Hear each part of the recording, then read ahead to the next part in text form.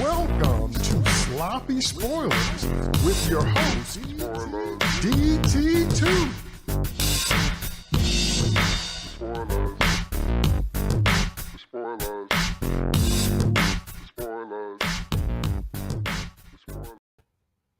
All right, y'all. This is DT2 Comic Chat. Welcome to another exciting, controversial, passion-filled, debate-filled episode of Sloppy Spoilers. Tonight, we're going to be talking about Andor, episode 4, entitled Aldani. Okay, and it was a lot of nothing and a lot of everything at the same time. Let me bring on my co-host. Welcome to David, Nemesis Howard. Hey, what's going on, everybody? So, I got Microsoft today, so I didn't get to rewatch the episode. I watched it earlier in the week, but I was looking forward to talking about this one because, as Steve said behind the scenes, I think they're finding their groove here. They're finding their groove, So the Emperor's new groove is back. So, Palpatine has got his groove on. He's doing his whole little demon llama dance, with the pakas and all that other stuff. So. But said groove is a slow burn. Welcome to Steve Shea Wing Sellers. Where was this episode for the last 3 episodes? This is what we wanted for the last 3 episodes, and now they finally decide, to get rid of everything that wasn't working in the first 3 episodes, completely change the cast. It feels like a completely new show and a better show, and this is what we were looking for, or at least the start of what we're looking for. So now I'm kind of getting into it. I can't wait to talk about it. Welcome to Jeff, Mr. Happy Bracey. 1 was a snore. 2 was a bore. 3 woke me up. And 4 got my attention. I'm in for it. Let's go. I thought you was going to rhyme that, dude. I was going to give you some serious props if you rhyme that. But anyway, all right. Let me give you my initial thoughts. Give me a freestyle. Then we'll hear from my co-host. In general, I agree with what Steve said, that the show we're seeing in this episode is the show that we wanted. But my perspective is it's still really slow, and it's still really boring, and it still teases. It's enough nostalgia bait to make you want to keep watching, but there's not enough emotional payoff per episode for me. I'm sure my co-host will disagree with me, but for me, I find myself asking, is it over yet? Are we on to the next thing? How much more of this stuff do I have to watch? The burn is so slow. So that just might be a me thing, but I appreciated the Easter egg touches. I appreciated all the winks we got in this episode. I appreciated finally seeing some organized Imperial activity, which was the highlight for this episode as far as I'm concerned. And, the show really needs to be retitled The Rebellion Begins, because that's kind of the only thing that's hooking us into watching it. It's not Andor, as I keep saying that every week. It's the world around him and the stuff we hope to see and the stuff we hope would happen, but it's not your main character that you're watching this for. So this is just like the first Black Panther movie would have been better titled Wakanda, because that first Black Panther movie was about the city. It was about everything the city was about: its history, its belief system, its structure, its relation to the outside world, and its lineage of kings. So we got to see a window in a long history. So it's really more about Wakanda. This is really more about The Rebellion Begins. And the reason I know that is because you can pluck Andor out, and it's still the same story. That means the story is not built around your protagonist. So that's just one of the advantages you have with Writer's Cap and, Writer's X-ray vision, is that, does it make a difference if your main character is there or not? Everything about the Obi-Wan show, even though we cringed at almost everything we saw, even though I still love most of the Vader scenes, which is exactly my point. The Obi-Wan show wouldn't have worked without Obi-Wan. And if they're going to showcase the aftermath of Revenge of the Sith, you've got to have newly minted Anakin and Obi-Wan. Nope, we can't see you. Okay. You've got to have them. You pull them out, it's not the same show. It's not a show. But you pull Andor out of this, and you could substitute almost anyone else, and it's still the same thing. So this is really the rebellion begins. Having said all that, I'm still not saying that's bad. I'm saying the pacing for me, if I was doing the pacing, if I was doing the editing, there would be a lot more action going on, especially if we're going to talk about what we're talking about is the early days where everybody's getting things established, where the empire is so full of itself, but Palpatine's rule isn't absolute yet. So he's actually kind of slowly closing his hand instead of having a strong fist like he did with the Jedi, wiped him out. He's slowly closing his hand on imperial rule throughout the galaxy, which is a very interesting concept. And we see the rebellion literally being about as ragtag as you could be. Also a very interesting concept. I just want to see all that unfold faster. And again, that's just me. So I'm going to throw it out to my co-host. Let me hear your opening thoughts on this episode, and then we'll dive into details. Start with Mr. Happy. All right. First of all, I would like to say one of the most fun things for me is seeing the Bruce Wayne side of our Batman, Luthien. We get to see his posh secret identity dude. That was a whole lot of fun. Yes. I knew you were going to enjoy that too, because really, this dude is so Batman. He's the kick-ass secret agent with all the gadgets, and on the flip side, I'm the effete upper class guy. Come look at my etchings. Fantastic. And he changes his voice when he switches characters. Changes his voice, changes his look, changes his complexion, changes his hair. I love it. It's actually there would be a lot of things that we would make canon if it were up to us. Yeah, I am pretty sure. Mara Jade for one.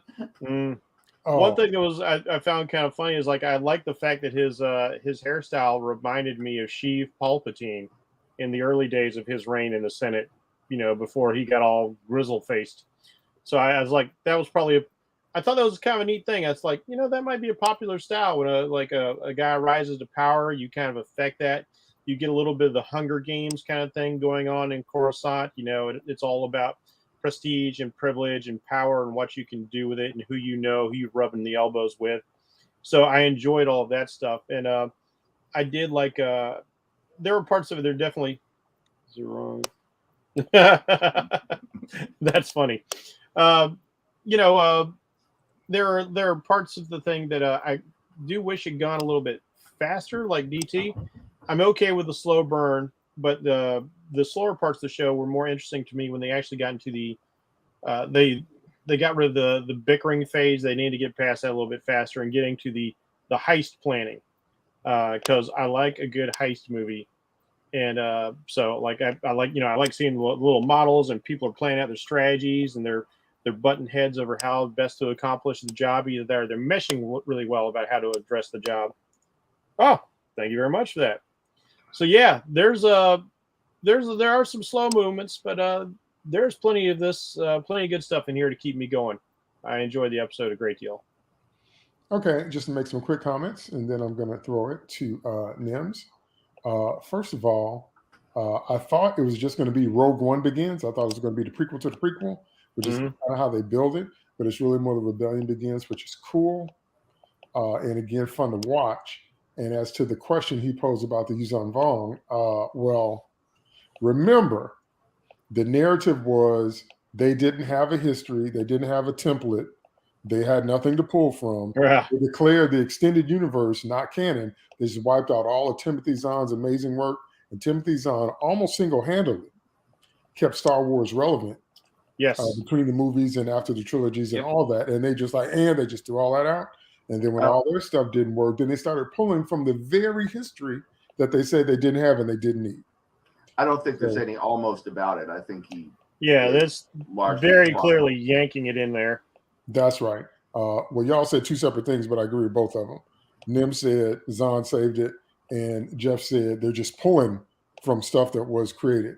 And see, so when you start playing that kind of game, when you start playing that that verbal shell game and that mental shell game where you're shuffling and every day you're changing your tune, and I never said this, you're doing stuff like that, then I can just step back and call you a liar to your face because you're an idiot and you're a liar. So everything else is details. And so that being the case, Yes. Since you don't want to admit, they've been pulling from EU for a while. Right. Where do you think the design for Kylo Ren came from? Yeah, it's Darth Revan. Right, throwing everything. So if that's the game you're playing, then nothing you see. That's the thing. I made a tweet this week about crying wolf. You cry wolf too many times, and nobody believes anything you say. That is what's manifesting now. A whole lot of journalists, a whole lot of blogs, a whole lot of websites, a whole lot of YouTubers, a whole lot of people that have been bashing fans for years are now seeing the collapse of so many things and seeing some of the money gone and no more hits and a whole bunch of different stuff. And now they're doing exactly what we said they do, which is go silent, disappear, and act like it never happened. What are you talking about? What bashing fans? That kind of thing. So now you lose me when you start doing stuff like that. Okay. So the point I'm trying to make is that, and I made it earlier about Captain Marvel and Black Adam, we have something now called situational canon, which is an oxymoron. Every productive and creative team takes what they want and makes up what they want and says it applies to this story. So once you do that, again, it's situational canon. Yeah, it's the Rian Johnson model of doing things. Right. We don't have an external Bible that we pull from to have the background for what we're doing and then write according to those rules. We make up what we want, we throw out what we don't want, whatever, and then just make up our own story. That's the time we're living in now. So you just have to let go of, we long wish for the past 5 years we could have some respect for what was already established. And that's been made clear over and over and over and over again that they don't care about that. Well, so forget the past. Kill it if you have to. What'd you say? Forget the past. Kill it if you have to. Kill it if you have to. That's right. You can't have they said it outright. Right. You're going to smash a mask of Vader on screen. You're going to do all that stuff. You're going to make Luke crazy. You're going to kill Han. Carrie Fisher unfortunately died. You're going to kill Luke. You're going to do all that. You didn't put them on screen together. When people had emotional reactions on Twitter, they got attacked and called all kind of names because of the love and passion for the franchise. And now the very thing that you was, disparaging, you needed to save your $4 billion purchase. Yeah. Anyway, go ahead, Nims. Going back to what you were saying about the name and what this story is really about, I definitely would agree with that. I mean,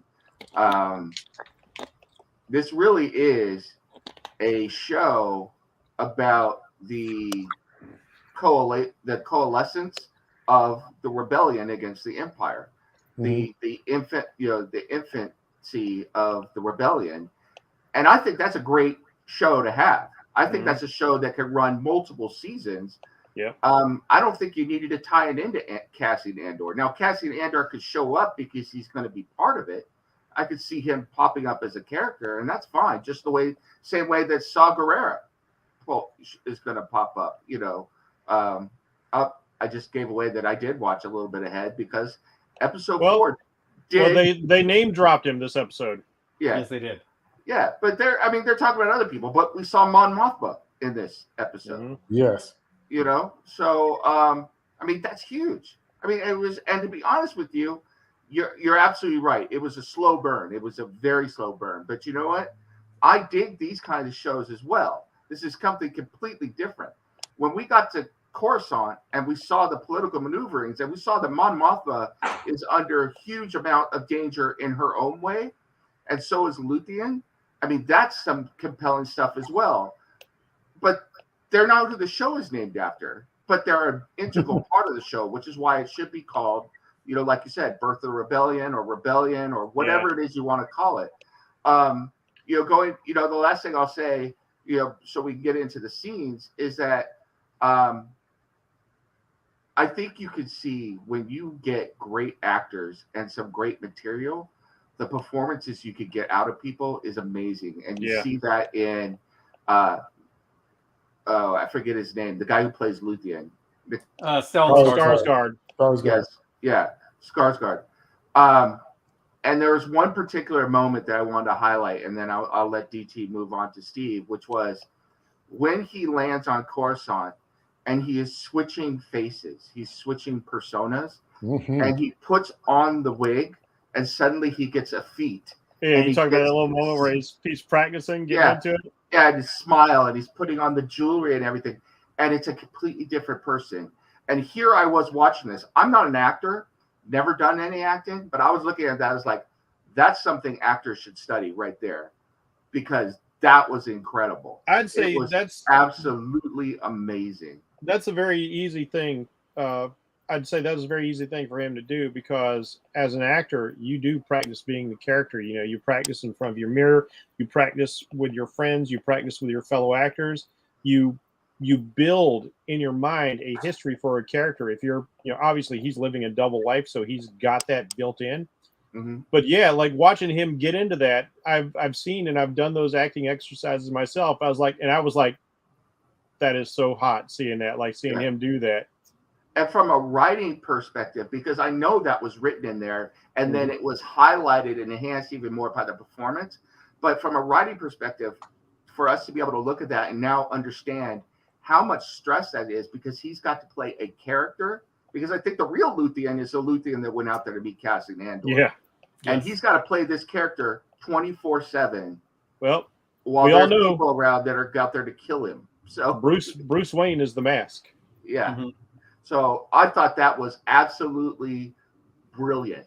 And they sold me at that point. I was like, yes, I want to see more of this all the time. And that's not to say, that some of the other stuff in the show was not good. Now, the only thing that I'm a little confused about is when Captain Tool goes and then goes back home. I don't understand where that's going. Why we're still following him. So we'll see what's going to happen with that. Yeah, they're not done with him. I'm curious to see what they are going to do. It would have been satisfying enough to see that be the end of him, but I just feel like he's going to cock things up worse somehow. He's going to find a way. And to that end, we got a whole new tool. Mon Mothma's husband, like, we've added a new tool to this toolbox. New tools. I'll say this before I can see much. Yeah, Graydon. Okay, that's always definitely a matter of degree. And I think the beauty of the story is that you can have both. I'm a big fan of Grey Jedi, so I'm sympathetic to that point of view. Well, I think you can have both. I think you can have the big sweeping adventures that are hardcore good versus evil, more traditional or more stereotypical, if you will. And then you could definitely have stories of different sizes where you do have different levels of moral ambiguity, and you do have people fighting for things other than a belief in the Jedi Order or the Sith Order. I think you can have both. That's why I think the world is so powerful, because you can't always pull that off. Like you probably couldn't pull that off like in a Predator story world, or they try to do it a little bit in a Terminator story world. But is that a tail by your face, Nims? I'm just wondering what's going on. No, it's the Sarlacc. It's come to get me. So. Just out of nowhere, that thing started bobbing and weaving. I said, "Wait now."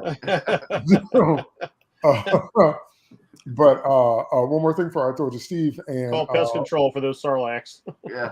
And reminiscent of probably the best transformation scene we saw, which was Christopher Reeve in the first Superman movie, when he had just kind of romanced Lois to the point where she was loopy with swooning, and he came back in as Clark. And while she was getting ready for her date with Clark, he stood up, straightened up, voice dropped, took his glasses off, and he said, "Lois, I have something to tell you."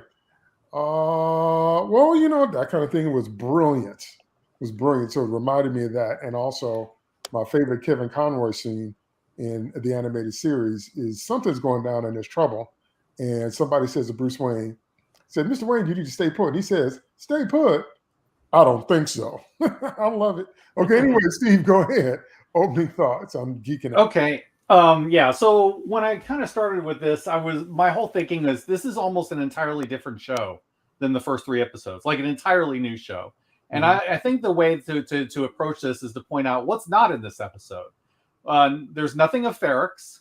There are most of the Tool characters are not in the picture except for Captain Tool. who is clearly going to be a thing later. There aren't any of these characters that we dislike. Most of the characters that show up in this episode are at least tolerable, and some of them we genuinely care about. We care about Luthen. We care about Mon Mothma. The Imperials are interesting. So these are not villains that I want to be drop kicked out of into a trash compactor.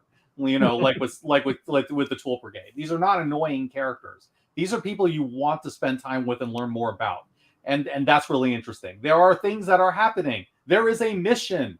There is something for Cassian to do. I mean, and then we get to see like a lot of the behind the scenes politics between Luthen and Mon Mothma and everything going on Coruscant. All this stuff is interesting. I can see where you're coming from with the Batman comparisons, but I want to actually bring in one of Batman's influences because I think it's probably closer to the mark, and that is Zorro. I am reminded of the Mask of Zorro looking at Luthen and Cassian. Because Cassian is that young guy who's learning the ropes and he's brash and he wants to go out and, do the horrible things to the Empire and he just doesn't know what he's doing yet. And then you have this, master who, is very suave, who is very capable, who knows what he's doing, who's teaching Cassian the ropes, little by little. He's got his own agenda and all of that. And not only do we see that, but also the original Zorro, was really good at the Bruce Wayne face. That's where the Bruce Wayne identity came from, was with Don Diego de la Vega, who was playing this effete fool, in front of the Spanish nobility. And I feel like that really, like the Zorro approach really works with Star Wars because there too, you're dealing with an oppressive government and and this young scrappy hero, who has to form a legend, and stop the oppression of the Empire. I think that it's absolutely a very workable approach to do Zorro mixed in with all these sorts of things. You're only missing the lightsaber, and it's perfect. I have to say, introducing the ISB and that particular ISB agent is a masterstroke as well. I mean, because they are so. I mean, talk about giving you Empire level baddies without having to resort to the Sith or lightsabers. And I've got nothing against Sith and lightsabers, but I mean, this is good too. What I really like about it is that the threat that they pose is all through bureaucratic nonsense. These are people, who kind of cramp down on you because that is the nature of the Imperial bureaucracy. And when you see that particularly with the scene where the Tool Brigade basically gets fired, because Blevin came in and essentially said, you just gave me all of the excuse I needed to take over Morlana, and now we're kicking you all out, which is what the chief warned them not to do. And this was the consequence of Captain Tool screwing up. But good. But I have to say then, good writing. Because they followed their own story, which was what would happen from that. There were consequences, and the consequences that should happen happened, and good for them, good for the writers. And plus, I like the fact that this is how authoritarianism actually works. It's not all just guys running with guns, kicking in your door, and taking you out to the gulag. It starts in the powers and the halls of government like that, and that's so good. So good. You don't have to investigate this stuff.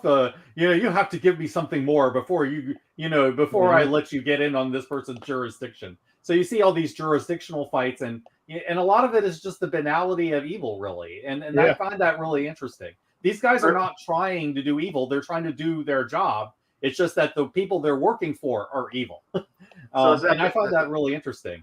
Revenge of the Bureaucrats, is that the title of this? They're fighting the mechanisms of power. They're fighting the mechanisms of power and the people that are entrenched in the system. I mean, absolutely. And I will also say, I like the little nods to Rogue One here and there. You see mentions of Scarif. You see hints about the plants with the Death Star and the Kyber crystals.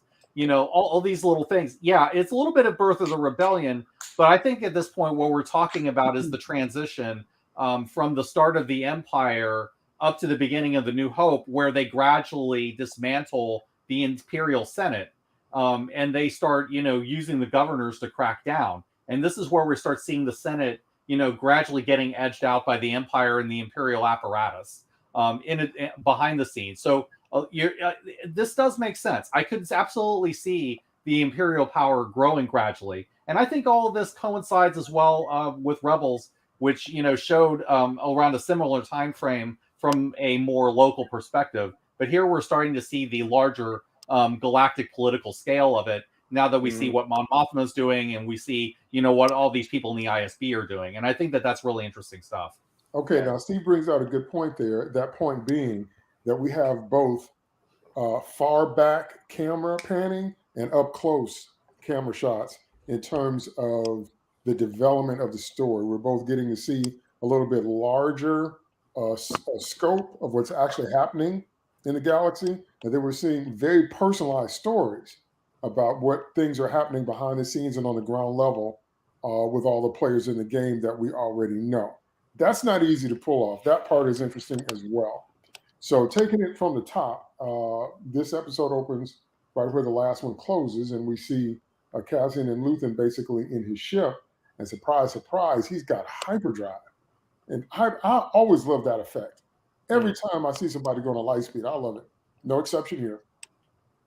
But what I also liked, and I'm sure you guys can appreciate this too, is that Cassian does not just lay down and join the cause. He does not just say, okay, yeah, sure, fine. I guess you're rescuing me from, a worse life or whatever. He's very skeptical. He's very resistant. And Luthen has to hammer and hammer and hammer and keep hammering at, don't you want to make a real difference? If you know you're going to die, if you know that any efforts you're making are a suicide run anyway, don't you want to do as much damage as possible before you go? Which was his basic argument, which I love that whole exchange. And it's rare that you see, because normally what happens, if you think about it, is once the protagonist gets involved in the action, they just kind of go, okay. Another brilliant place this was played out was the first Terminator. Sarah Connor was like, what are you talking about? You're insane. And she had to be convinced through a series of events that, yeah, this is real. Yeah, you better take me seriously. Yeah, you're going to die. And you're the mother of the future. So she had to change her whole perspective on her life in a very short amount of time. And so this is that kind of thing to me. That Cassian is used to living by his own wits, used to living by making his own decisions, doesn't trust anyone but himself, doesn't have a perspective that goes out but so far. And then here comes a mentor figure that's challenging all of that and saying, in essence, I agree with your motivations. I disagree with your scope. So I want to tap into what you're doing, but we want to take it bigger. We want to make more of a quantum difference. We want to strike a blow that they'll feel. Now I want to pivot here, and I want to ask you guys, what do you think Luthen's motivation is? I think, well, judging just by what we've seen so far, I think Luthen is, I'm not going to say it pure operative, because that would take divorce politics out of it, but I think he's an operative. Almost I want to, he's not at the level of activist, because activists act, in a public manner. He's an operative operating behind the scenes for a cause. So if I had to give you a percentage, I'd say he's 60% operative, 40% political, and so that's an interesting line that he walks, and I think he tempers the fanaticism. I think there is something hiding under the surface that I'm hoping we're going to find out about why he hates the Empire so much. What is driving him? But he controls that hate and fuels it and focuses it through the lens of him being an operative, someone who operates behind the scenes in the shadows and manipulates pieces across the galaxy. I mean, because this guy is on Coruscant manipulating a cell on Ferrix, So, and we've already seen this. And then he shows up here on Aldhani, and we see that he's doing something here too. So he's on two different planets that we know about. What else has he got his fingers in? So very interesting. His hatred is so palpable. Yeah. You can feel it every time he talks. He spits the words out of his mouth. You can feel that grit. Mm-hmm. So something definitely happened in his past, something that really enraged him.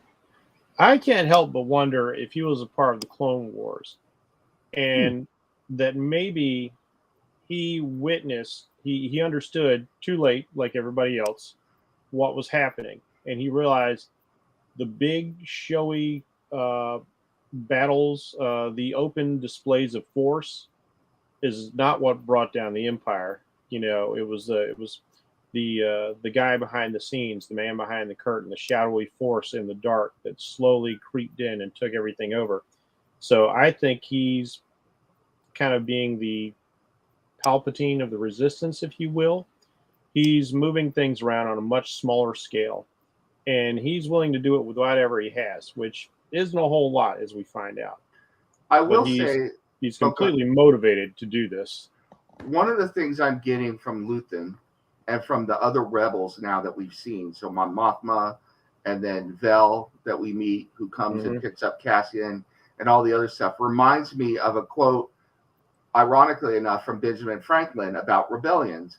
And it goes back to Rogue One as well, when we saw Saw Gerrera, we saw the people, and we saw arguments between the different factions and who these people are. And they're not all nice people. I mean, all the time, And Benjamin Franklin said, rebellions are like bastard children. They're half compromised and half improvised, and that's what this feels like. It's like, because it's not a united front yet. Even Cassian's asking, like, what are you, partisans, guerrillas? Like, so there's no rebellion. There's all these disparate, unhappy factions, which are all trying to do their part. But until they get unified, they don't have any legitimate effect. They're an annoyance.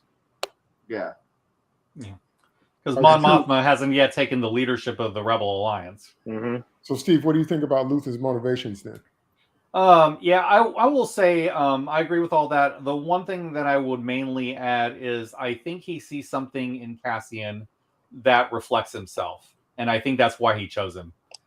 Because he talks a lot about, I see that fire in you. You have that anger. You have that hate for the Empire, and and you're able to kind of walk into these places, and do these things to the Empire and all of this. And I think he kind of sees like, I might have been like that when I was starting out, or a little like that when I was starting out. So I think there is something that broke him. I think that he did suffer in some way. He lost something or someone. And he's transforming that pain into action.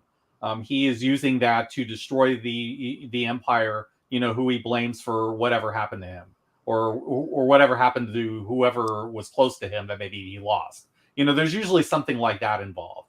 And so I think that, it's kind of like, if you're going to have a Bruce Wayne, if you're going to have that kind of vengeful character, he has to have something to be vengeful at. Now, my question is what is it that the Empire or Palpatine or whoever did to him to make him want to do that? But there is definitely like this core of rage that he draws on. And I think there's a little bit of that. But I think I think he genuinely believes in the cause to at least to a certain extent.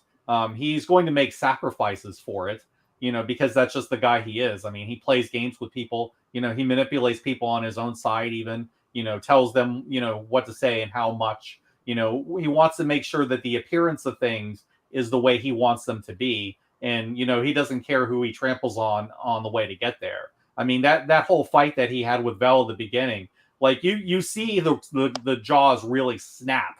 You really start seeing what he's like when he's angry. Yes. And I think that there's a lot of that's where a lot of the real anger you see in him. That's what he's generating there. So I think there's definitely a lot of that involved.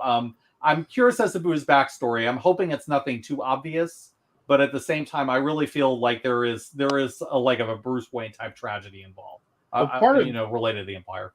A part of that just makes me wonder about like his connection to the Clone Wars, because in that particular exchange, one of the things he says to her is like, "You wanted to be a leader. This is what you have to do.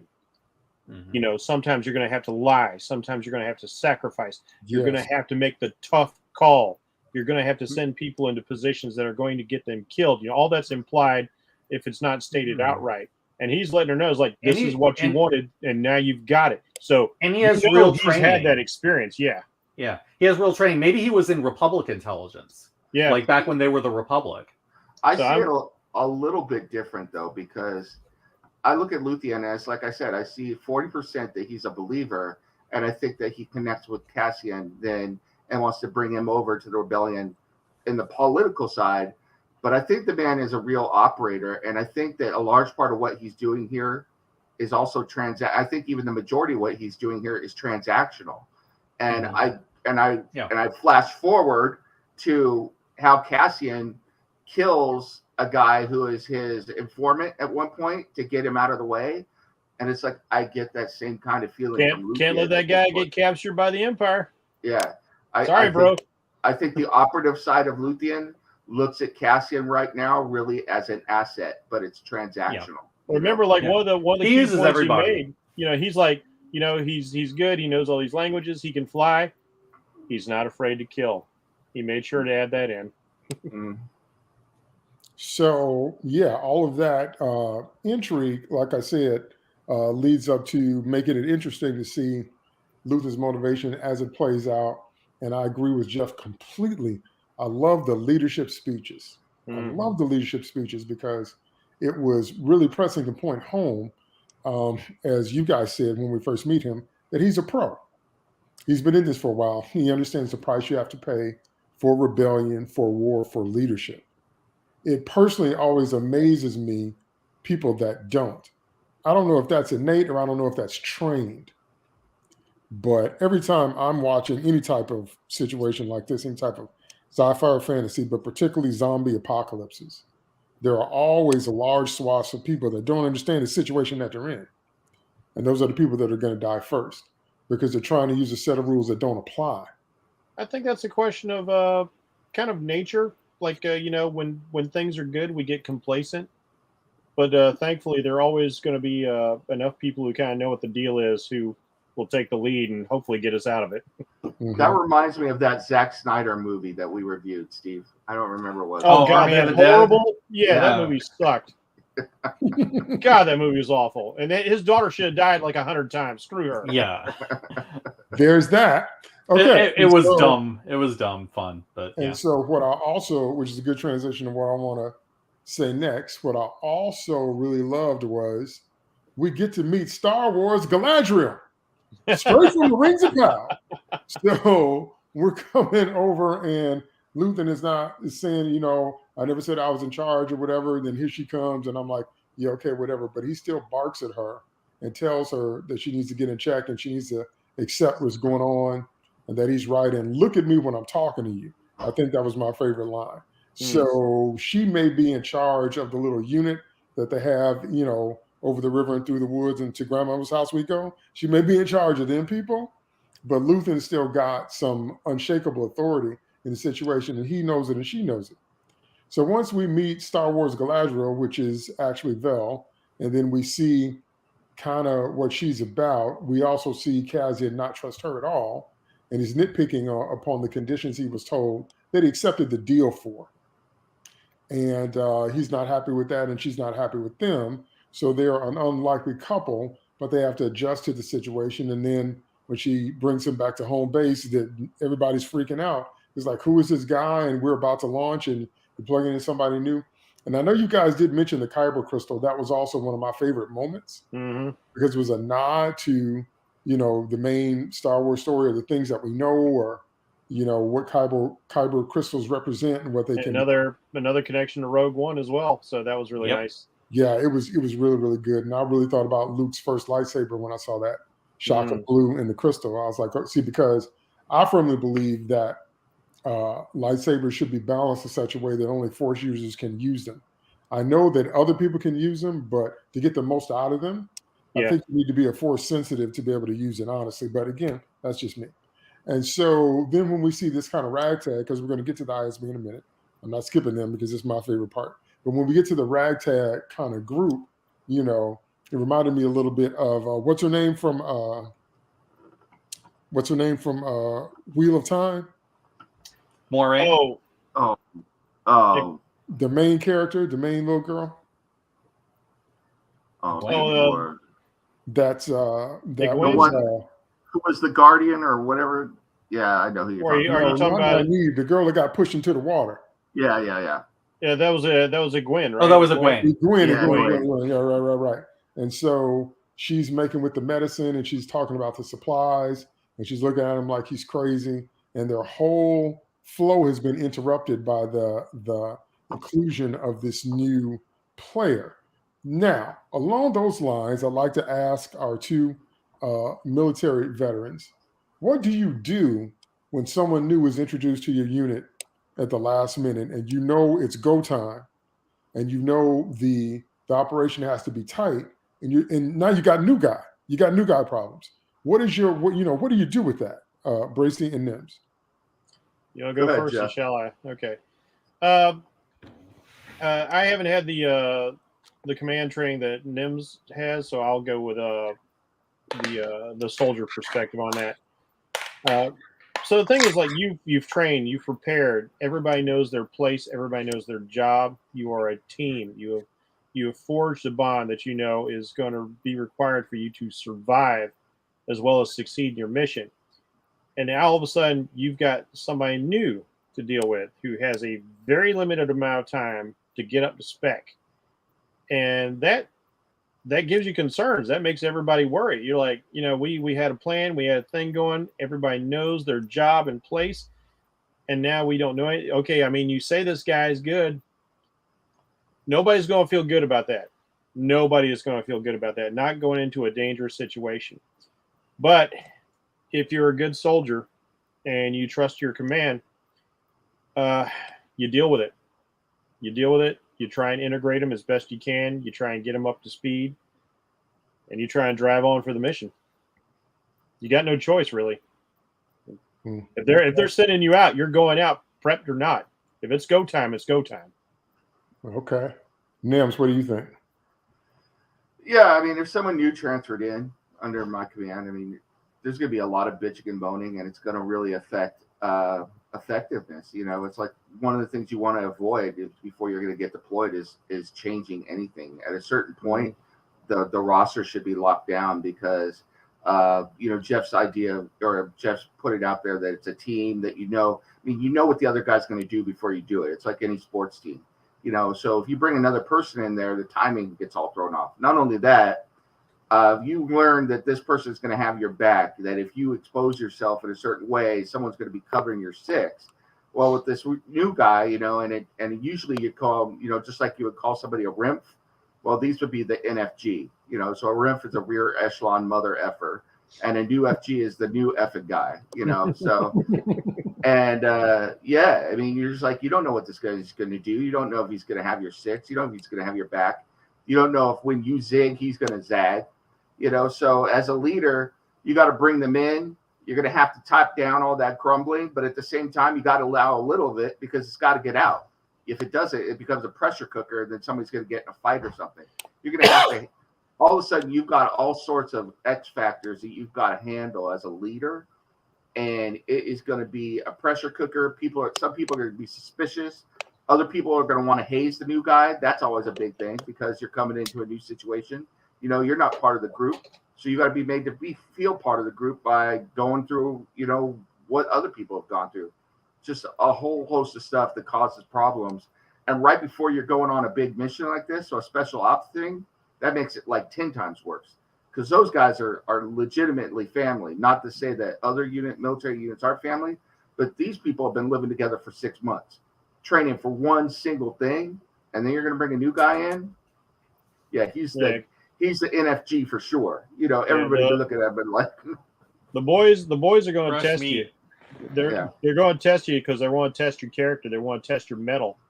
They got to find out in a hurry if they can count on you. Okay, Steve, from a writer's point of view, what did you think about the way they bring a new guy into the fold? I'm just not sure why it was necessary to have him brought in like at the last minute.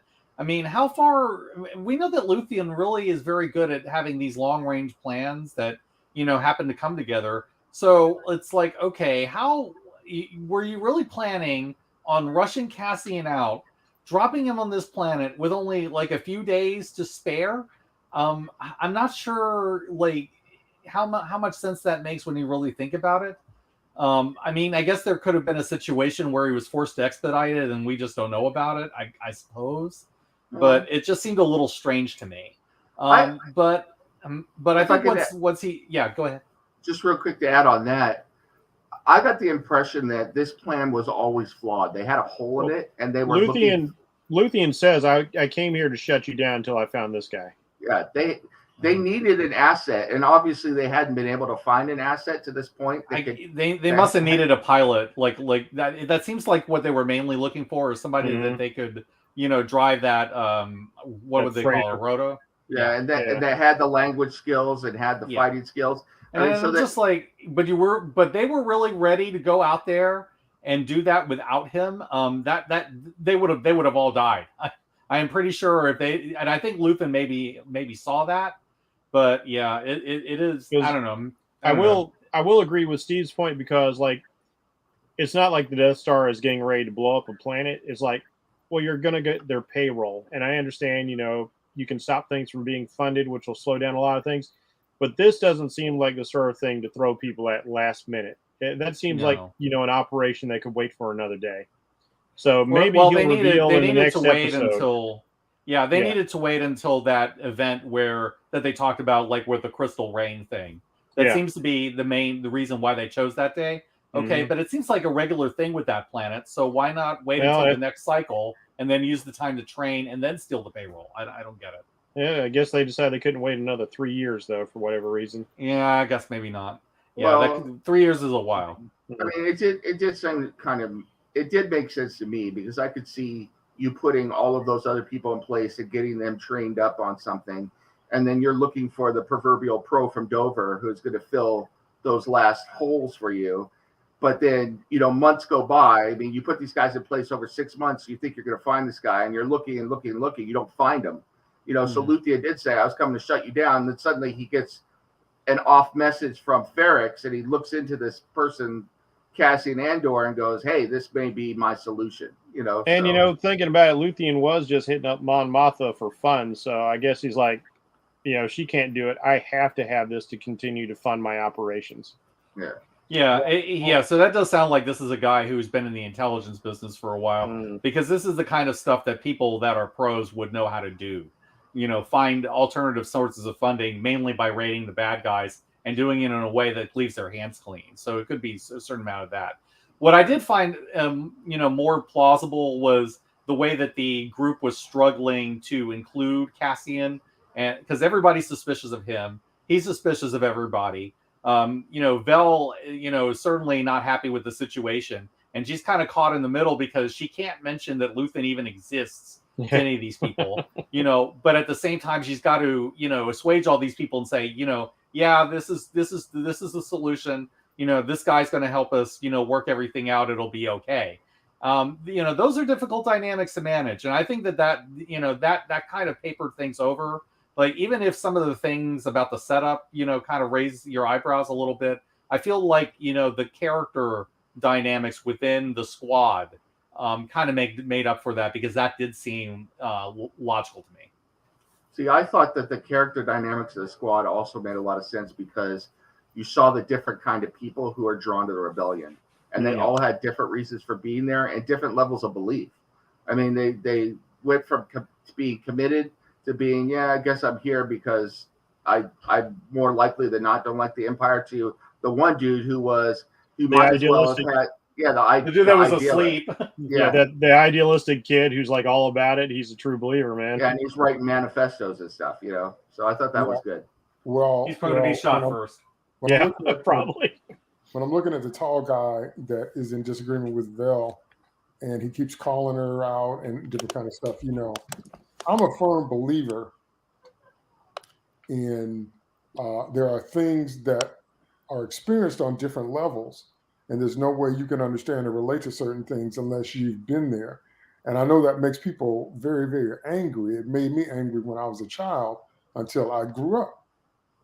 When I was a child, there was things going on I didn't understand. And sometimes the adults around me would exclude me from certain conversations that really frustrated me. I was like, why? as I've grown, I've come into another understanding. I apply that same frame to this kind of operation or anything military. There are people at different levels of command that are going to be privy to information that you aren't. You're going to have to go with that or not. But normally, especially in sci-fi and fantasy, there's that one person who just can't stand to not be in the know, and they screw up everything. See, I'll say this for that as well, though. I agree with you, but I think that this illustrates even more so that these people, they aren't trained. Yeah, they're not military. These are partisans who are out there doing something dangerous, and more power to them. But man, these guys really. There are probably farmers and things like that have been screwed over by the Empire, and now they think that they can organize a rebellion, and they're just amateur hour. Whatever they are, they really aren't a unit, So they're because if they're trained, you don't have these outbursts in the open. You go talk to your CO in private and express your concerns. You go up the chain of command. They don't have anything like that. They are literally a ragtag group of rebels. Yeah. All they've got going for them is the fact they don't want the Empire in their business. So now you start to wonder, how did they ever pull anything off in the first place?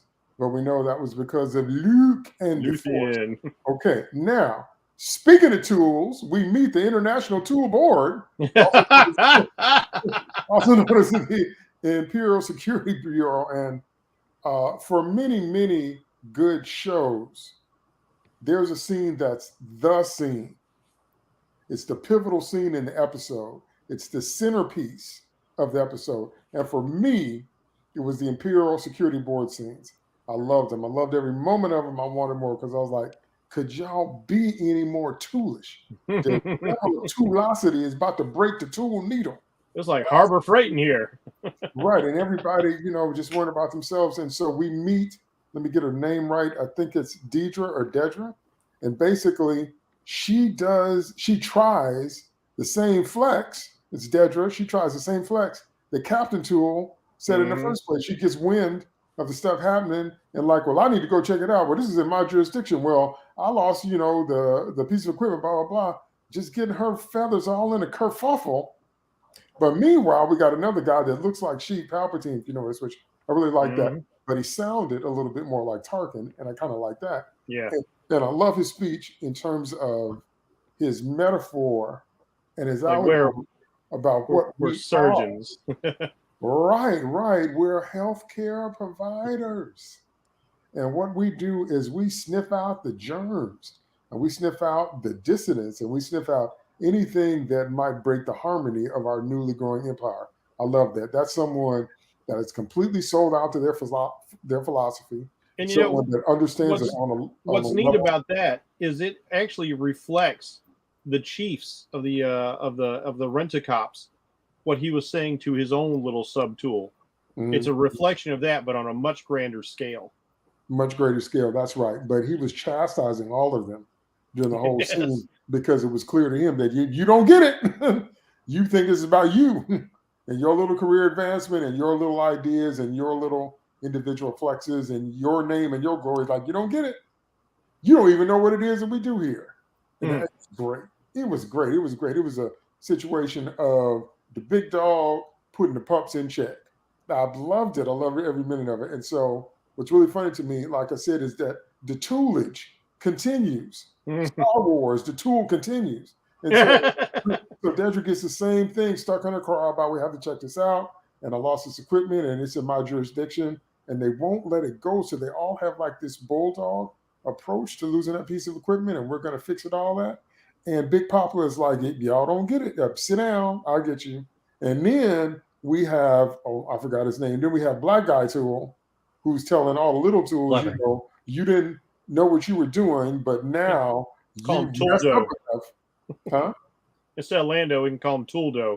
Yeah, Tooldo, right. You've messed up enough for the Empire to take total control of the situation and the system. So at least thank you for that. At least you can be proud of that, with your mess ups or whatever. And that was so satisfying. And he's like, I love that. I didn't have anything to do with it. So he said, that's exactly right. That's the problem. You don't. So So all that's going on. I loved every moment of that. And it's like, but what it's also showing you is that behind the scenes that the Empire is not this well-oiled machine. And this is what happens when you fearmonger. And this is what happens when you build something based on doing what you have to do to step over the other person to get higher, which is basically the Sith philosophy. You become an apprentice, you learn everything from your master, then you kill him and replace him.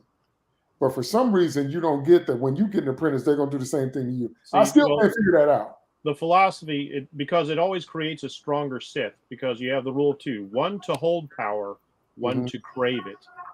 Okay. And so the idea is that each generation of Sith becomes stronger because you have to be stronger than your master to defeat him, and then your apprentice will one day have to be stronger than you to defeat you, and so on and so forth.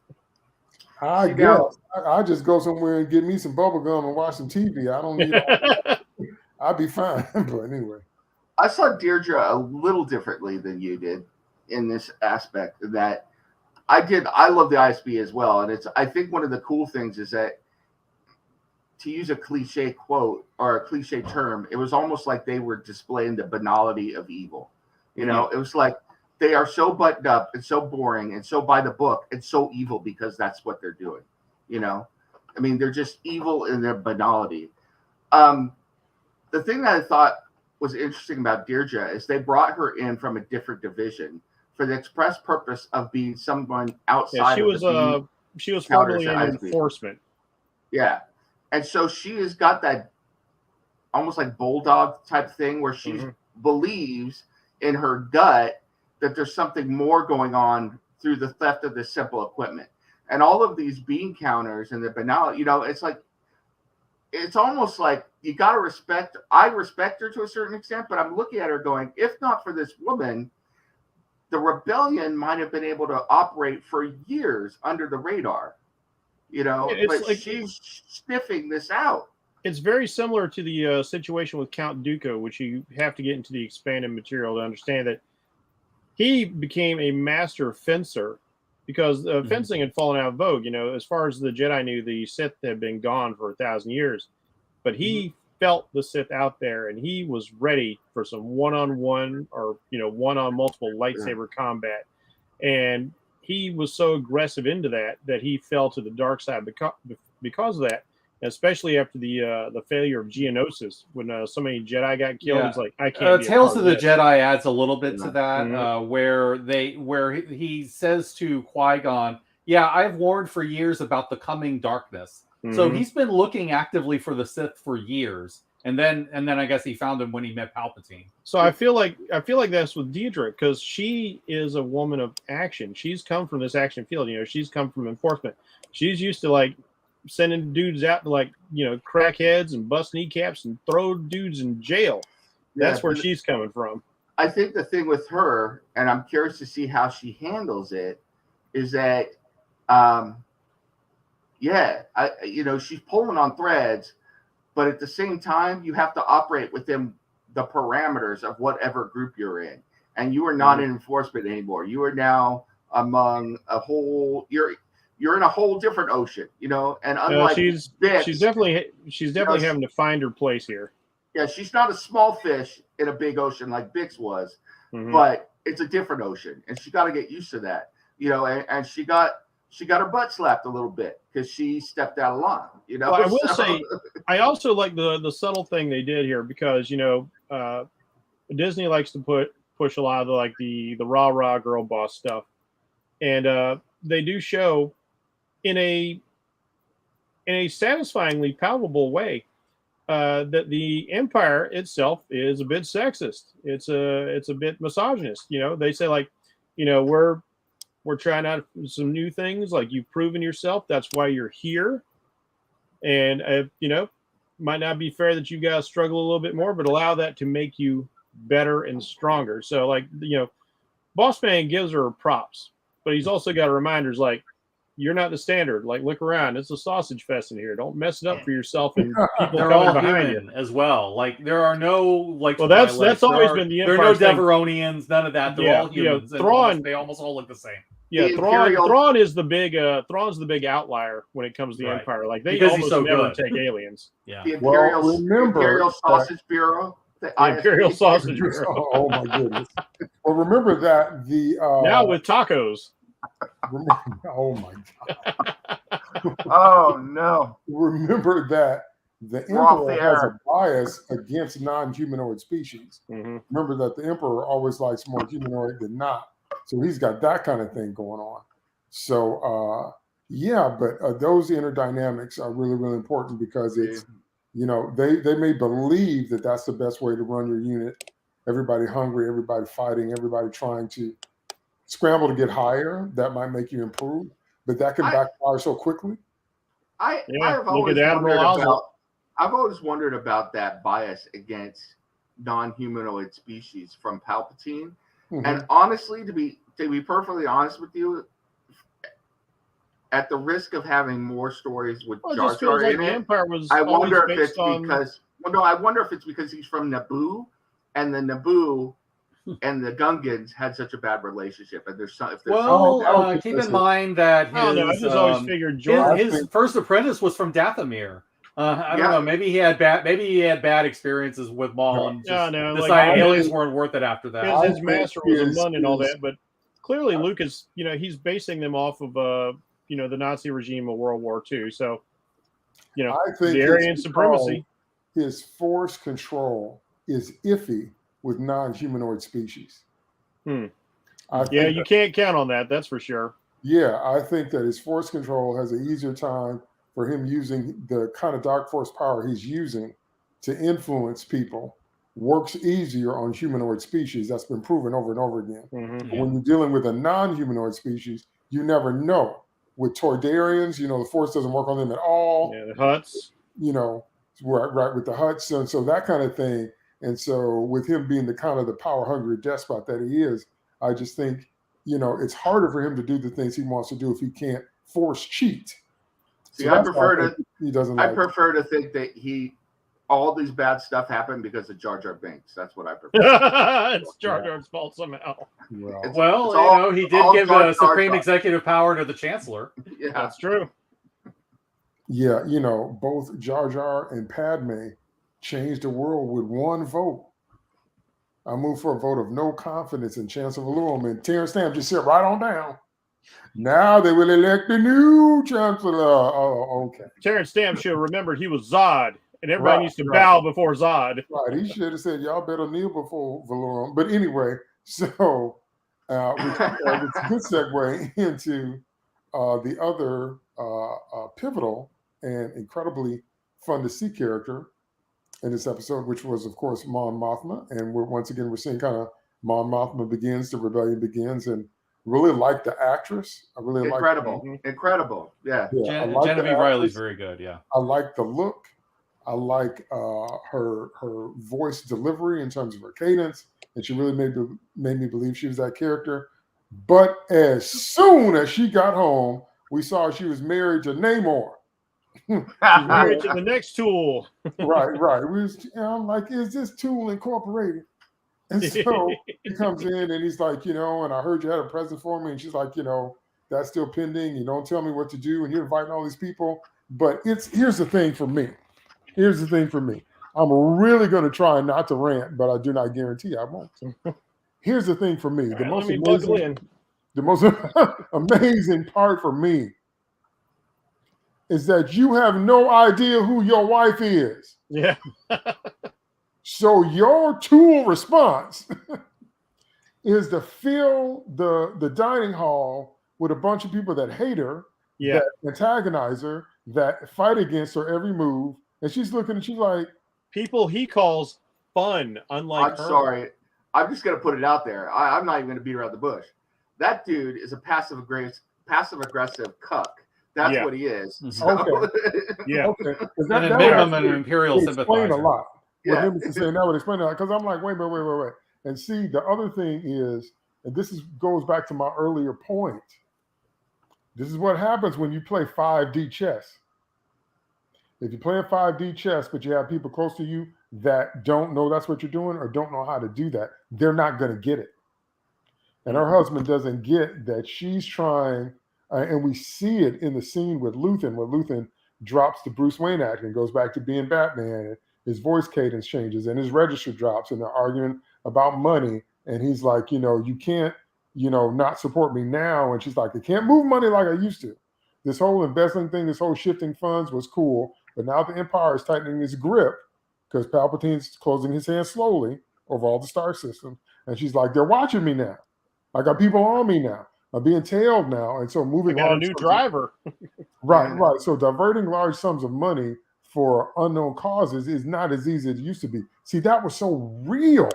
That was so real, written well and done well. It was just a great thing because you can relate to everything that she's saying. And then you look at her husband, and I'm like, dude, you need to go to Walmart, aisle 17. They have clues. Buy a clue. You need a price check on the clue, aisle 17. Price check. I was like, really, dude, really?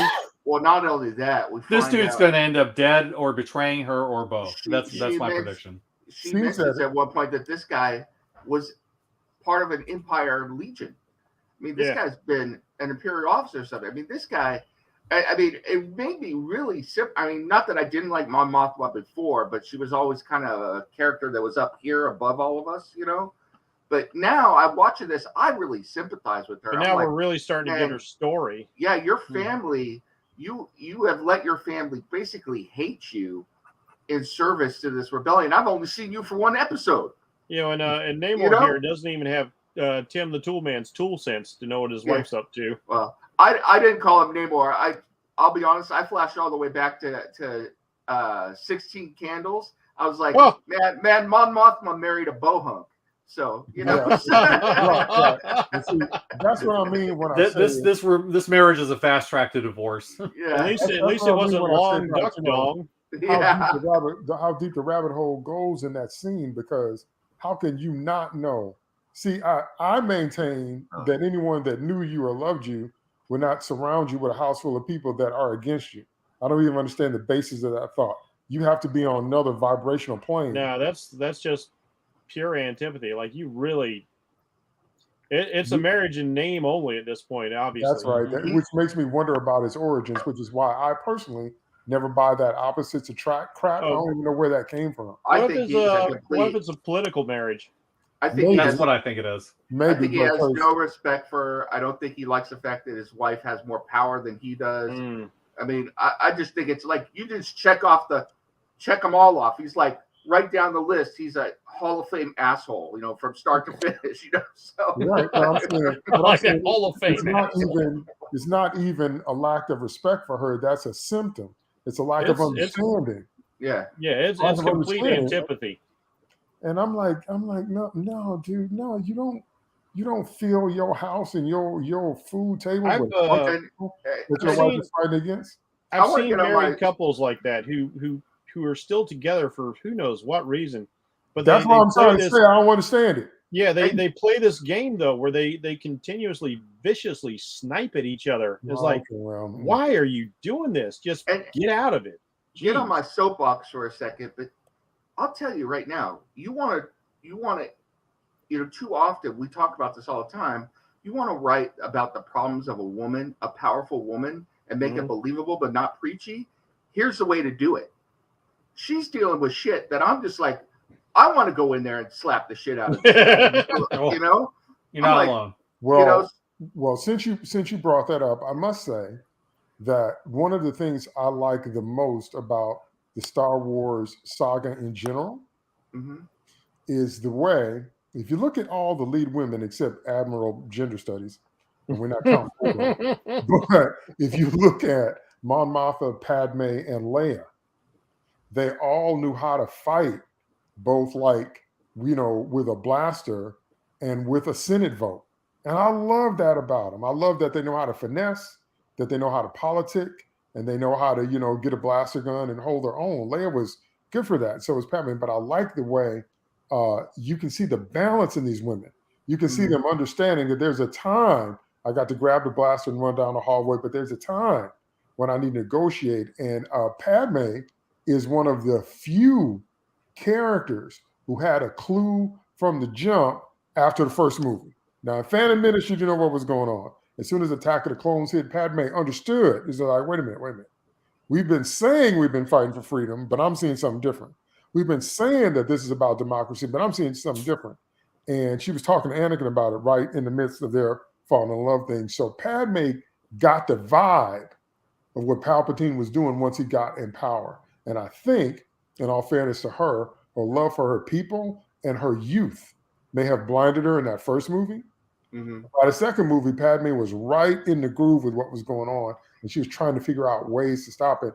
And then when we find those deleted scenes of her actually starting the rebellion and her little pocket of it on that level, I'm like, why would you cut that out? Yeah.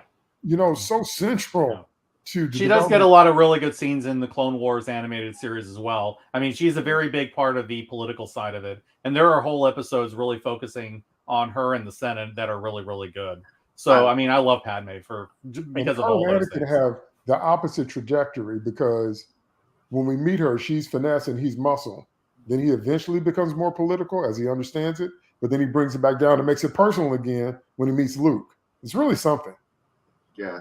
I have to give the writers credit again. I mean, this episode was a real revelation in that they handled a lot of stuff really well. And I have to say the stuff with Mon Mothma is engaging. It's engrossing. And I think it's incredibly well written. And, I'm not going to throw platitudes out there unless I really mean them. And it's like, here I am watching this story about a powerful woman who's having to deal with her husband who's doing this, and her husband's turning her daughter against it. All of the stuff going on while she's trying to fight in the Senate. She's being watched. And I'm like, I'm here for it. It's believable. I believe that her personal problems are believable, and I empathize with her. I believe her political problems are dangerous. I just loved every second of it. So. See, I love seeing all these phases of her, because like we see the public mask that she has when she comes into the shop. And then behind the scenes, we start to see her apprehension, her fear, her desperation, but also her own strength as well. Then when we get to the house, at first you think like, oh, maybe she's just so distracted with everything she's doing. She seems like a wife who isn't taking care of the home because she's, her husband's going to assume she's just this great career woman. And then you find out what the relationship's really like. And then the fatigue starts to come in. She's got so much pressure from so many different directions that like she's weary. He can win these fights with her because he's not dealing with everything she is. And he doesn't understand what advantage he has in that arena. And you hear that in her voice, like, she's like, don't make me go there. Plus, and, you get the impression that she's holding on to a relationship and a romance that he's checked out of. Yeah. He's completely checked out. I will say from another point, one of the things I really liked about these scenes is here we are in Coruscant, which we haven't really seen in a long time. And just from a production standpoint, I love the costumes. They were stylish and elegant. They really fit the scene. And I love the fact that her personal craft looks like a Rolls Royce that flies. It looks like a space Cadillac, man. I was like, big ups to the production design on this. I think they did a great job on the setting and the costumes. Yeah. And now we're going to give a little wink to the Easter eggs. We've already talked about the Kyber crystal, and then we actually see TIE fighters, so that's not as much of an Easter egg, but it was great to see them and great to hear them. Remember last time we talked about Star Wars is so dependent on its sound design, and those TIE fighters have a very unique and specific sound, and I love seeing them arc across the sky and the fact that they had to run from them. Mm-hmm. Also, did you notice, we talked about it, Galen Merrick or Starkiller, Secret Apprentice of Vader in the Force Unleashed video game. So that was name dropped, and the armor name dropped, but also the Mandalorian armor, the classic Beskar armor, and in Luthen's little hall of 1,000 trinkets, which is really, really good. And then the Kalikori, the Twi'lek heirloom. Yeah. That's through generations. And that was really cool. And it's also something that Thrawn used to lure Syndulla into a trap. They have the World Between Worlds tablet. And it's the thing that they were talking about using to retcon the sequel trilogy, because basically it's a different dimension of the Force that you can time and space travel. And Ahsoka Tano did it, and Ezra Bridger did it.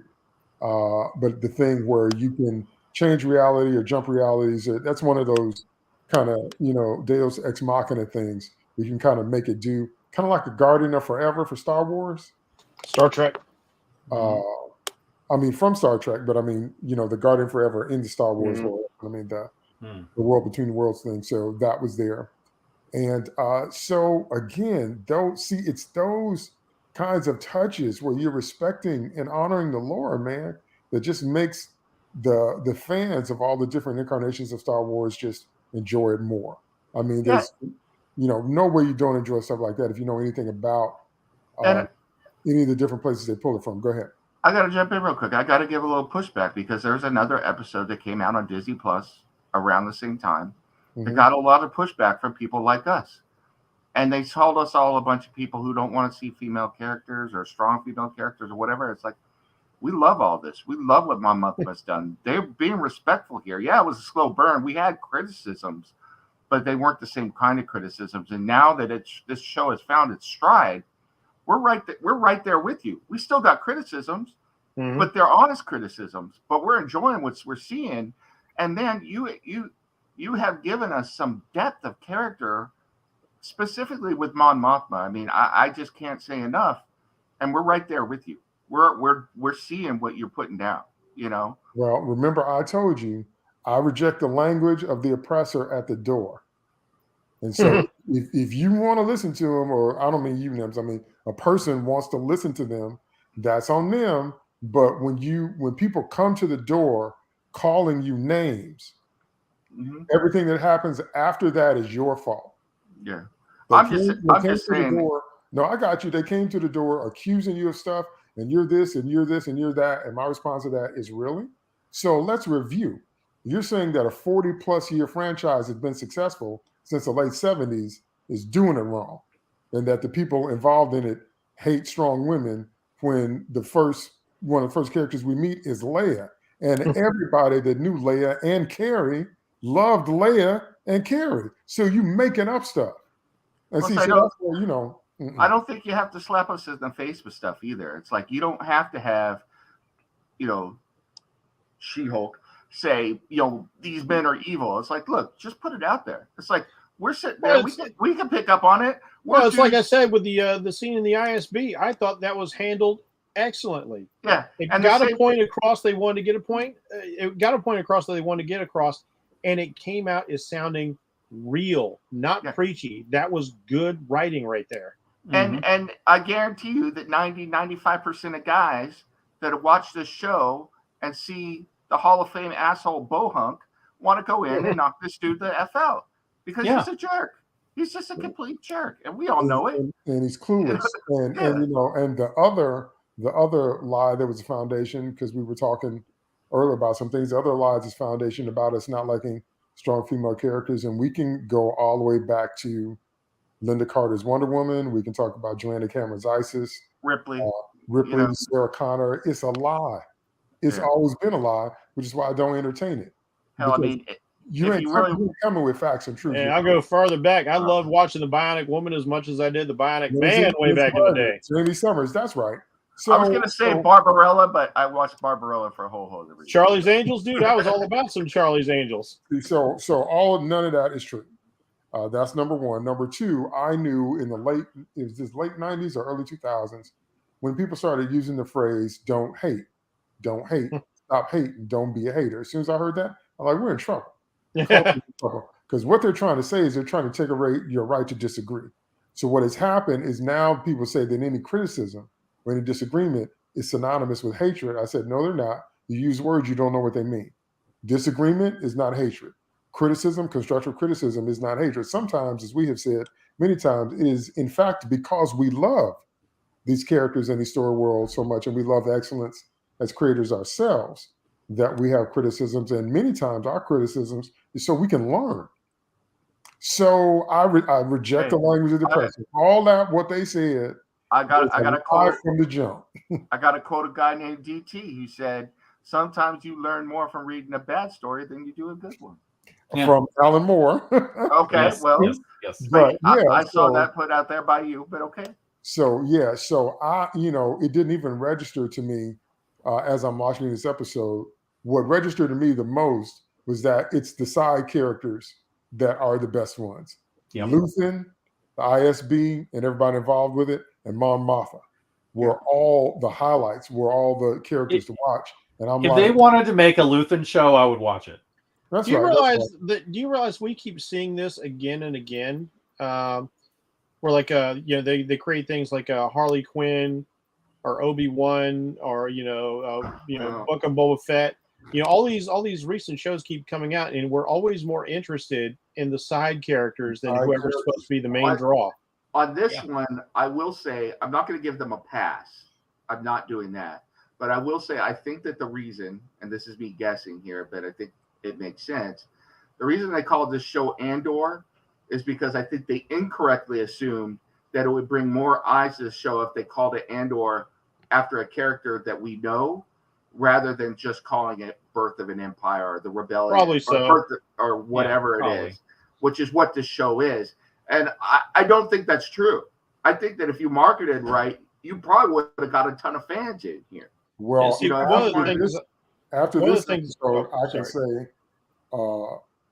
with clarity is that if they had made a Mon Mothma show and included Kaz and Andor in it, I'm there. Yeah. That would have been great. Yeah. See, all of this is just fascinating. And real quick, I want to throw this out there, and then you can answer it or not if you want. But one of the things I've been curious about with you guys, because I've seen some people complain about this. What do you think about them? This was a complaint about Rogue One as well, as making this gritty fight between the bad and the not quite as bad. I'm not saying that the rebellion is bad, but they're not all saints over here. And it was the same way in Rogue One. I love it, but there are some people who want that good versus evil, as our commenter was saying before. Yeah, there's as long as they don't take it to the level of Westeros, I think that that's reasonable. I mean, it doesn't make sense that the rebellion would all be pure as the wind-driven snow. You're going to have some people like Cassian, and like Luthien who go to darker lengths. Well, but you're also going to have people like Luke, who are bright, shining, exemplars of what a Jedi should be and what a good person should be. Now, you need a mix. One of my favorite genres of movies to watch are World War II films, and that's what Rogue One was for me. It was that side of the conflict. And you see Lee Marvin and you see other guys in these Clint Eastwood, George C. Scott, and war is dirty and nasty and gritty, and you got to do shit you don't want to do to survive, and sometimes you got to be bad for the greater good. As much as I hate using that phrase, because a lot of people have done some evil shit based on that phrase. But yeah, war's not pretty, and this is a war story. It's the start of a war story for Cassian, and Rogue One was knee deep in the war story. So Rogue One is Guns of Navarone in space. I've exactly. Okay, that is exactly it. Okay, and it nails it. And they give us the character by having him kill somebody who's effectively innocent, because if the space Germans capture him, they're going to torture him. He's going to give everybody up, and the Allies are over. And so he does what he has to do in that situation, even though that is an evil act. But it's unfortunately also a necessarily evil act.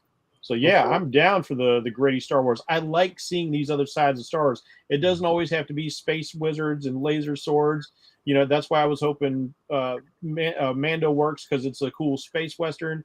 I was really hoping Boba Fett was going to be space mafia, but this at least satisfies its niche, space war movie. Well, what I have to say is, and it'll be a can of worms, so we don't have to go down any of these roads I'm finna open up, but a lot of it is just the bamboozling of our culture.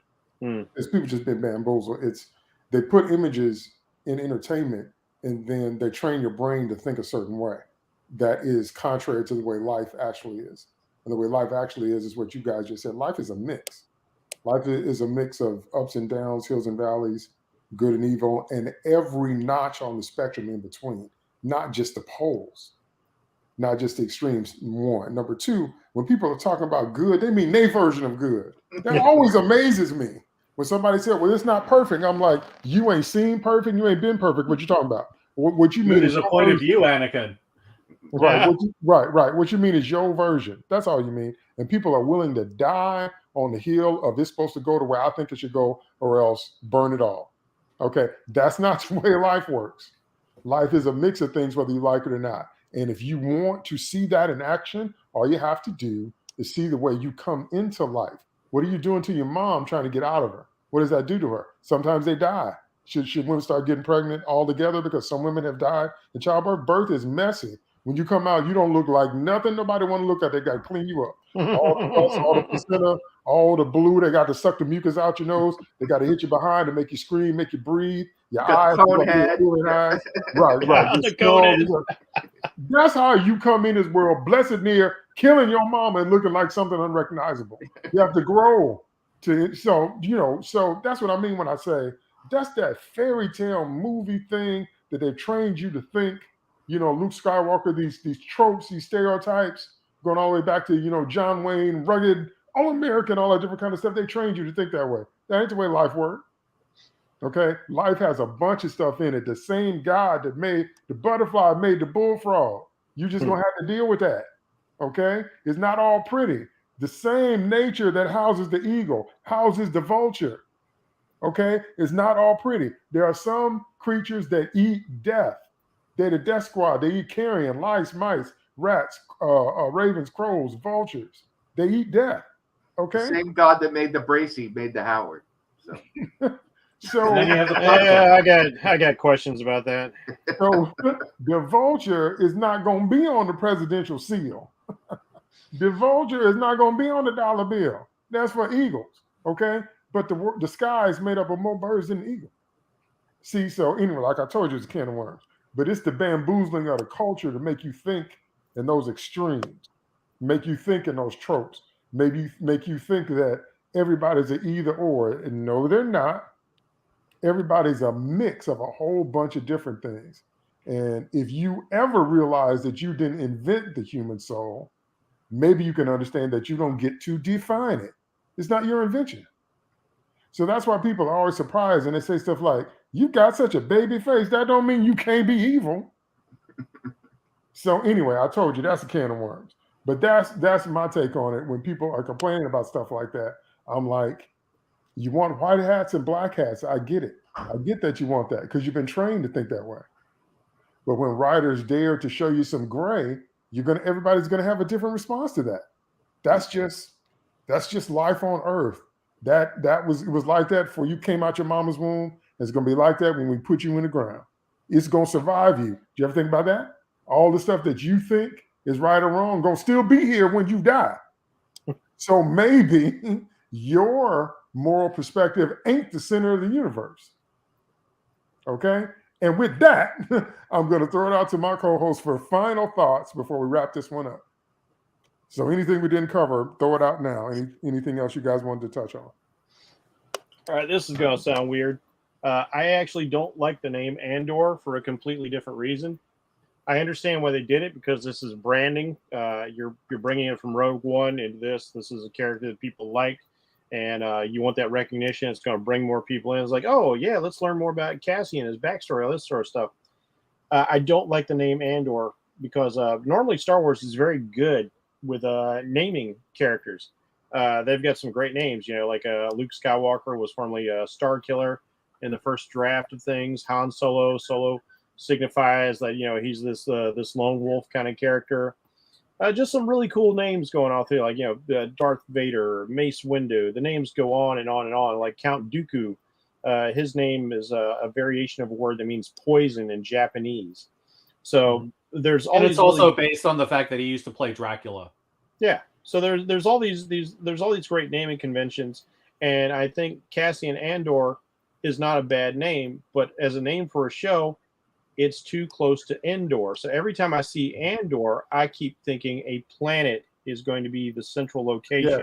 Yes. It's just too close, and I wish they'd called it something else just for that fact, because every time I see Andor, and especially because they fade in the Rebel logo, and it looks like a crescent moon, so I'm like, it looks like the silhouette of a moon over a planet before it resolves into the Rebel signature. I was like, man, I wish they'd gone with a different name. It's a weird pet peeve of mine, but there's that.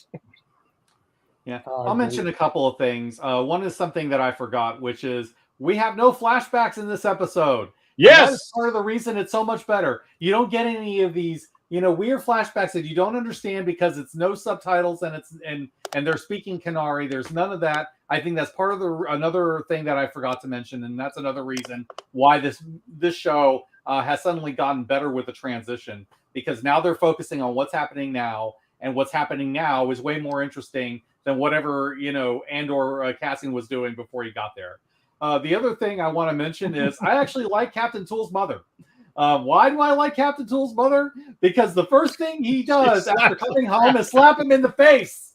Yes. I was just like, yes, you know that your son is a tool. You have embarrassed the family. Yeah, it's like I feel bad for you that you're related to this guy and that you raised him, but it's clearly not your fault because you clearly understand that your son is a tool. Yeah, the force be with you. It's funny, Steve. Like you mentioned, like there's no flashbacks. I hadn't realized just how much I didn't enjoy those flashbacks till you said that, because it didn't even dawn on me that we weren't having flashbacks because they were just so unnecessary to the story. Absolutely. We actually got to focus all of the runtime on important things in the story. Exactly. There are no stupid sidetracks into stupid things, and there are no characters. There are not a whole lot of characters we dislike. I mean, it's just there, and the characters that we dislike, we're supposed to like Mon Mothma's husband. Yeah. My final thoughts were two things, and both have to do with the things that Steve and Jeff talked about. So I don't really like the title Andor either, but because it reminds me of computer logic with the Andor symbol and having to program stuff. So Andor is a part of computer logic and programming. So I'm like, every time I see Andor, I'm like, Andor what? What are we doing? Star Wars Goto. Actually, there is a character named Goto in Goto in Knights of the Old Republic too. Andor, end of line. Yeah, exactly. So it's just very confusing to me. As far as the mom, I have a completely different take from Steve. I'm not saying that I like Captain Tool, but I understood him a lot more when I saw his mother, man. Yeah. And not only that, she reminds me of a cross between my high school Spanish teacher and this guy's mom I knew, who she just gave him crap all the time. We'd come home. I knew this guy from college. We'd come home and she'd be like, "So, what's my worthless son done to distinguish the family name now?" I was just like, holy crap. And if I found out that my son had caused a debacle on Ferrex, I probably would have slapped him too. Yeah, there's you definitely get the idea. It's like, oh, okay, maybe this is why he's got such a big stick up his butt and why he's so driven.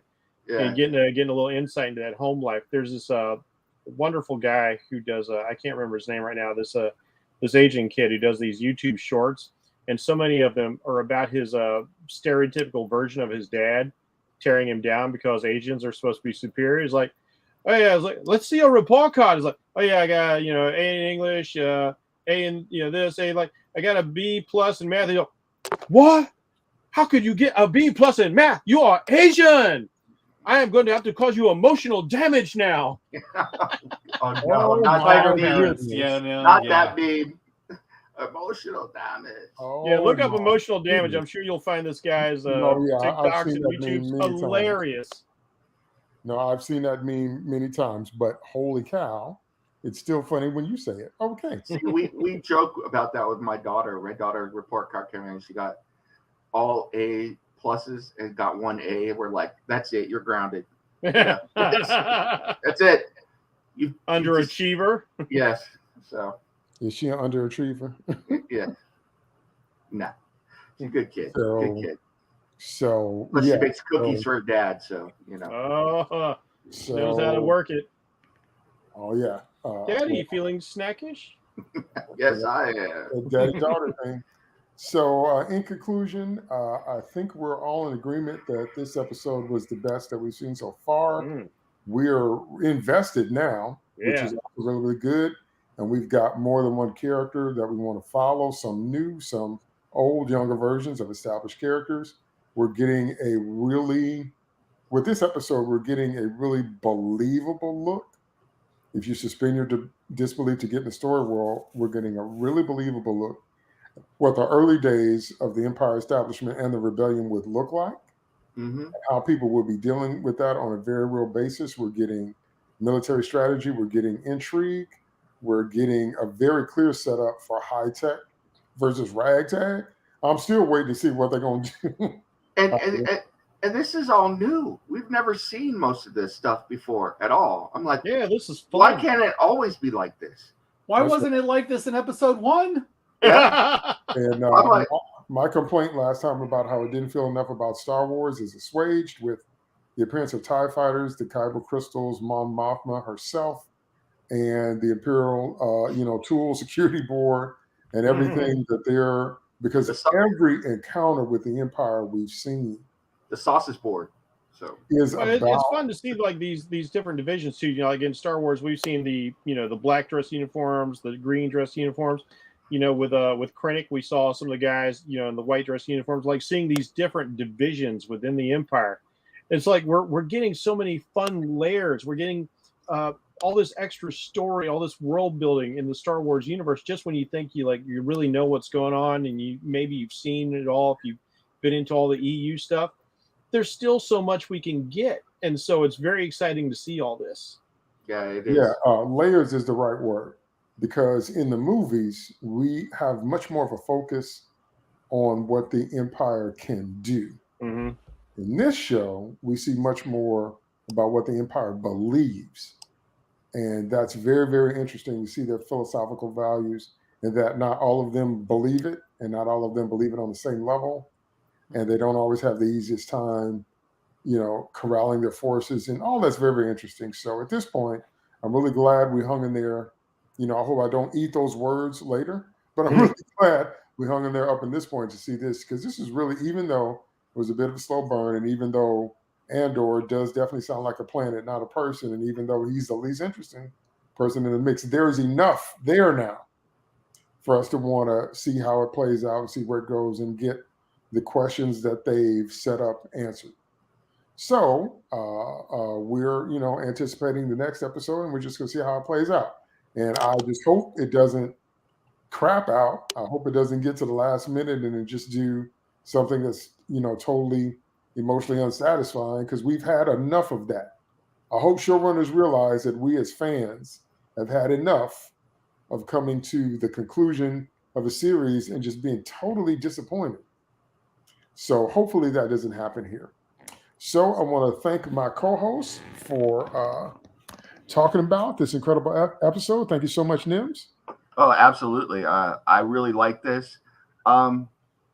Kudos to them. Kudos to the writers. Kudos to Disney, who's put out a couple Star Wars things that I've in a row that I've enjoyed. This and Tales of the Jedi, which Steve turned me on to. I like that a lot. I mean, The Mandalorian, there were some critiques there, but that was good. So keep it coming. This is good. The road you're going down now. Keep it coming. Thank you so much, Bracey.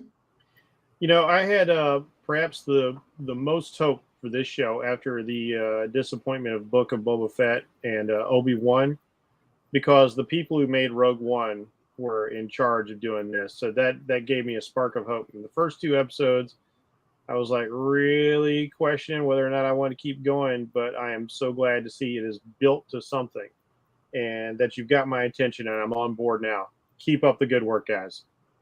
Absolutely. And thank you so much, Steve. Yeah, this is kind of what we like to talk about when we talk about constructive criticism, things like that. These people that made this show, or at least made this episode, learned from the mistakes of their previous episodes, and they made a tighter, more interesting setup with a better cast. And I think that they're building on what they did before, and they're getting it right gradually. And this is what you want to see. You want to see people who we don't want to see people that throw criticism in people's faces and insult the fans for no reason and things like this. We want you to listen to what we're saying, apply the changes that make sense for your show, and make a better show. That's all we want. Rant over. Absolutely, though. No, it's 100% true. All we want is a good show. We're not in this to make a point, or to try and drive people down. We just want, we love this stuff, and give watch us good shows. Yeah, give us the chance to praise you, and we will praise you. Absolutely. So thanks so much to our audience. Thanks to everybody that watched us live. Thanks to everybody that's going to watch this on the replay.